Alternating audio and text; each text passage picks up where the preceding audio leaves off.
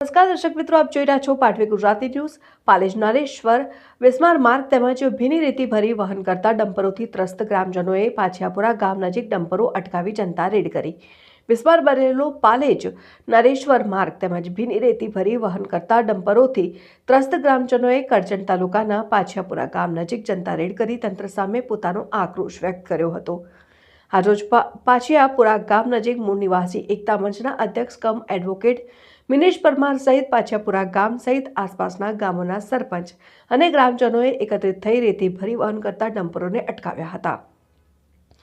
ગ્રામજનોએ ભારે સૂત્રોચ્ચાર કરી વાતાવરણ ગજવી મૂક્યું હતું। જનતા રેડના પગલે વાહનોની લાંબી કતારો પાલેજ નરેશ્વર માર્ગ પર આવેલા પાછિયાપુરા ગામ નજીક જોવા મળી હતી। તો બીજી તરફ મૂળ નિવાસી એકતા મંચના અધ્યક્ષ કમ એડવોકેટ મિનેશ પરમારે મીડિયા સમક્ષ નિવેદનમાં જણાવ્યું હતું કે આજરોજ જનતા રેડના માધ્યમથી પાછિયાપુરા ગામના સરપંચ, ડેપ્યુટી સરપંચ અને આજુબાજુના ગામોના સરપંચ તેમજ ગ્રામજનો સાથે જનતા રેડ કરવામાં આવી હતી। દિન પ્રતિદિન ભીની રેતીના કારણે પાલેજ નરેશ્વર માર્ગ બિસ્માર બન્યો છે અને 1 ફૂટ ઊંડા ખાડા પડી ગયા છે।